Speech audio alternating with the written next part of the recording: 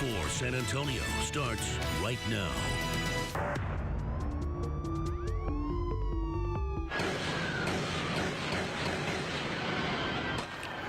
We begin tonight with new video of the deadly ambush of police officers in Dallas. 5 police officers died, 7 others were injured, 2 civilians were also hurt. This is cell phone video taken by a witness of the moments right after an officer was shot. The gunman has been identified as 25-year-old Micah Xavier Johnson, a member of the U.S. Army Reserve.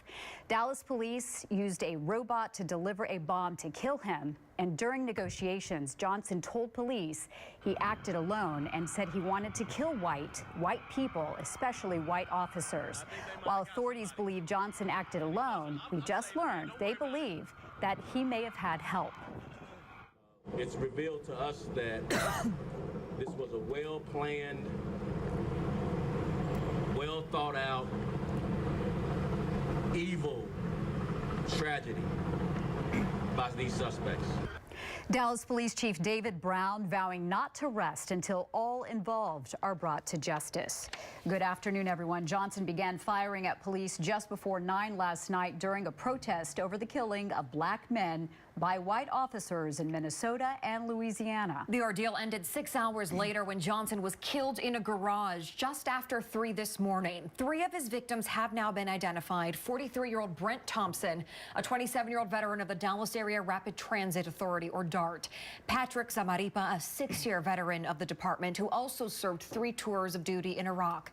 And 40-year-old Michael Kroll, an 8-year veteran with the department. Randy Beamer is reporting live for us from Dallas tonight. He joins us with the latest on the tragedy that stunned the nation. Randy?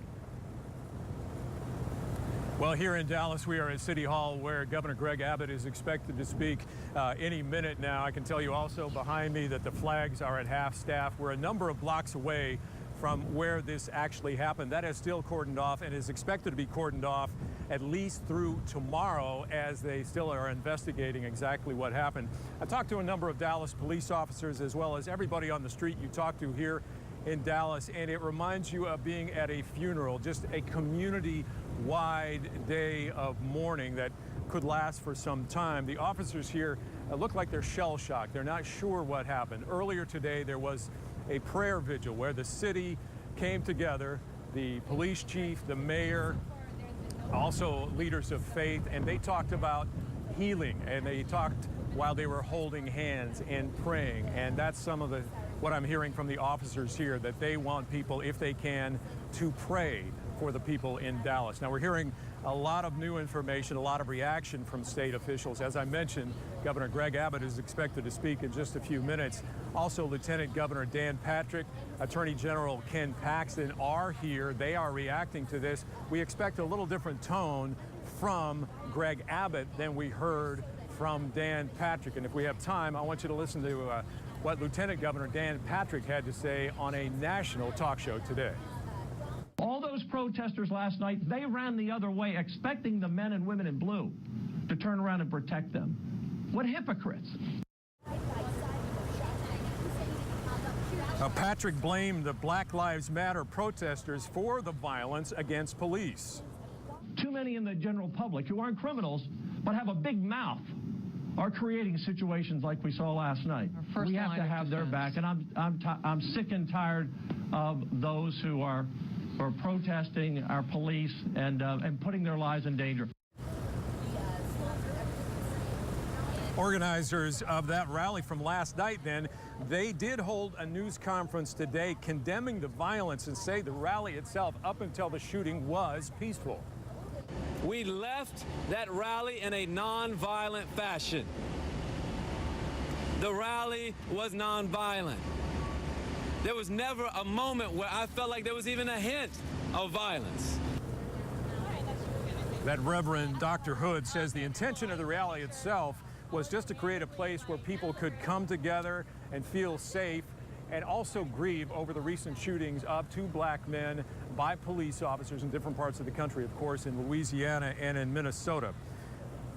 And we are going to take you live now inside. Again, we are at City Hall in Dallas, where everyone has been reacting to the police shooting. Governor Greg Abbott is about to take the podium right now in City Hall. Let's listen in.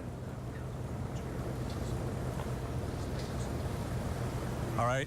As you can see, he is shaking hands. He was expected to speak here a little bit earlier. Later on, we're going to show you what has happened here in City Hall all day, and that is people giving blood. That was an actual planned event, but a number of people who came here after this call was put out by the police department to their officers. I talked to a number of officers who were here and gave blood, and they tell me that is one of the few ways they feel they can actually do something right now. They're in mourning, but they really want to do something to help. And so they are encouraging you to do that as well.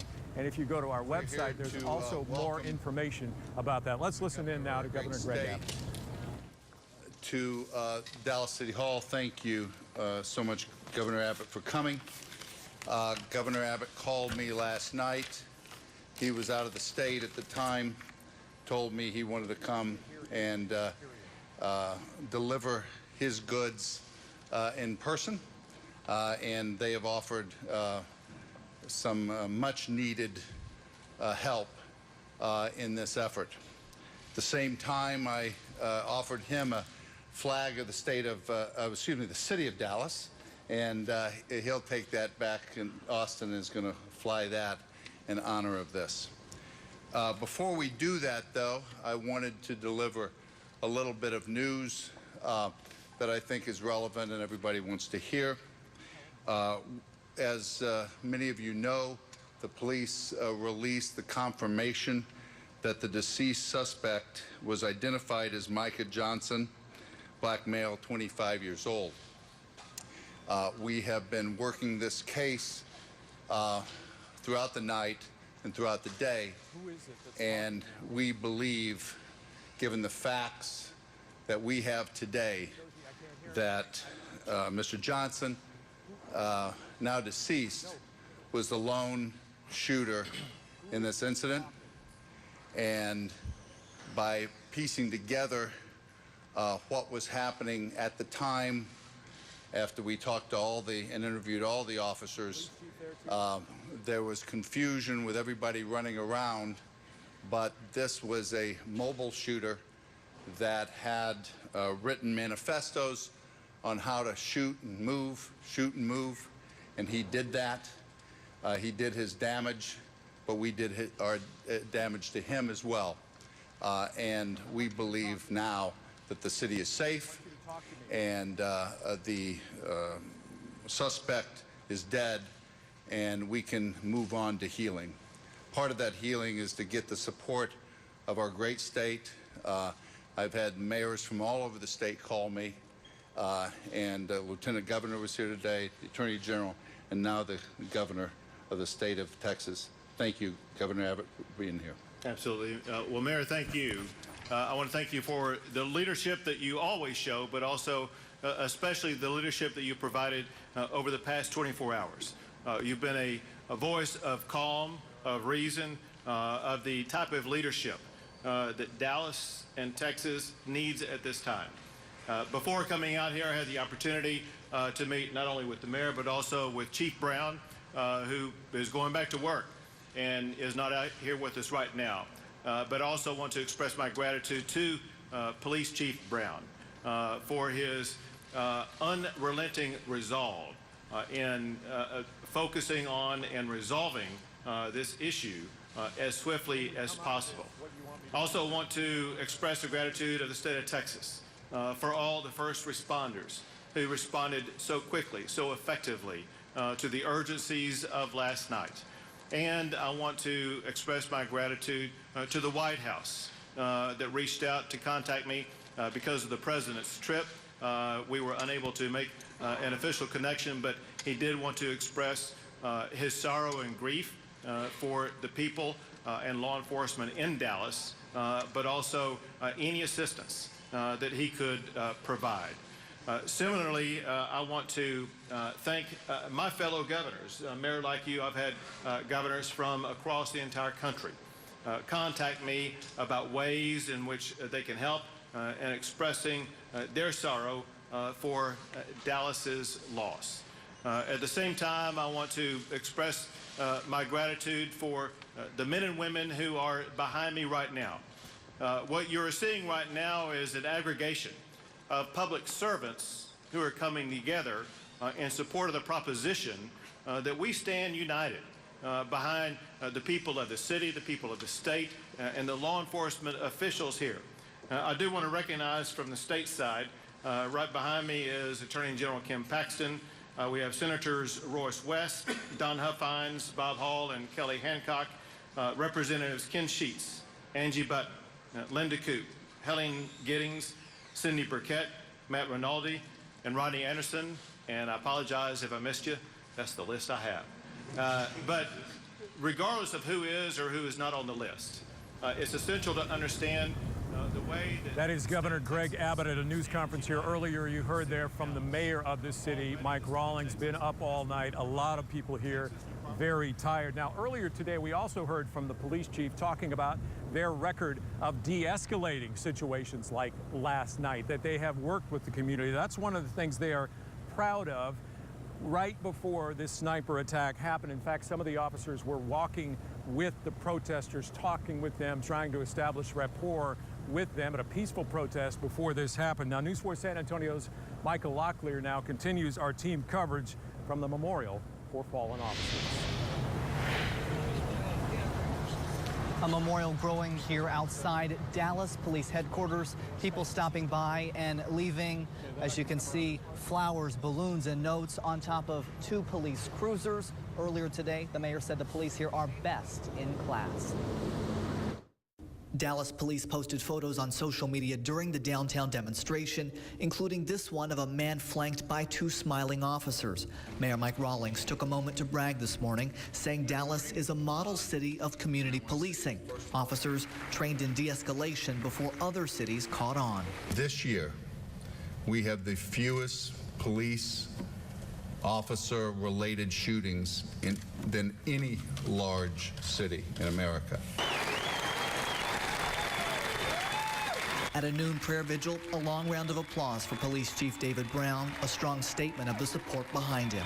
All that hard work is not for naught. This city has shown great support for this police department. It's killing my spirit. All that violence is killing my spirit. Dallas resident Samantha Welch says the relationship between police and the people they serve has been strained, but she's glad the community is coming together. There's too much violence, too much hate. We are working hard to improve, and there's always room for improvement, but we are best in class, we feel. And there is another live look at this memorial, a growing tribute to the men and women who have been killed or hurt in this sniper attack. We will keep you posted. For now, we are live outside Dallas Police Headquarters. Michael Locklear, News 4, San Antonio. As you heard there, people experiencing this whole range of emotions after any death: denial, fear, some anger. And News 4 San Antonio's Ashley King is also here in Dallas tonight and has been talking with other people about just how they are reacting to this tragic ambush.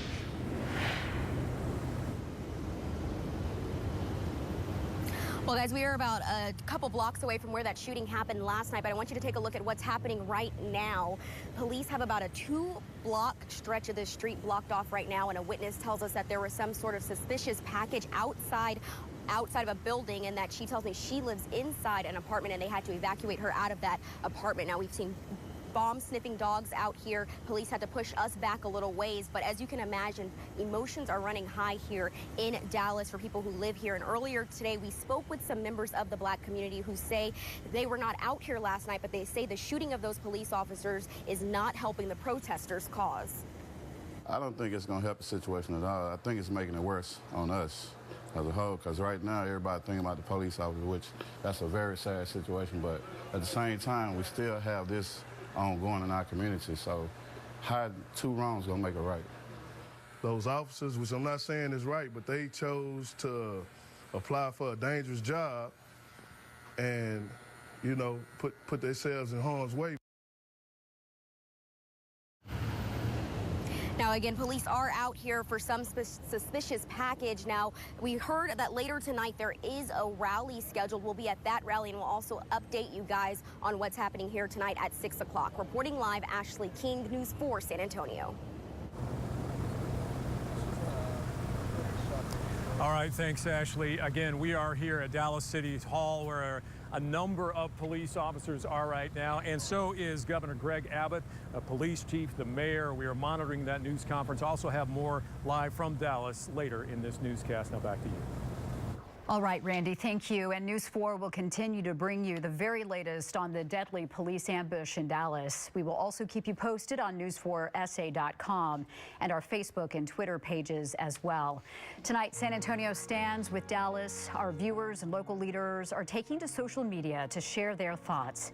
We encourage you to leave your message for Dallas and DART PD on our News 4 San Antonio Facebook page.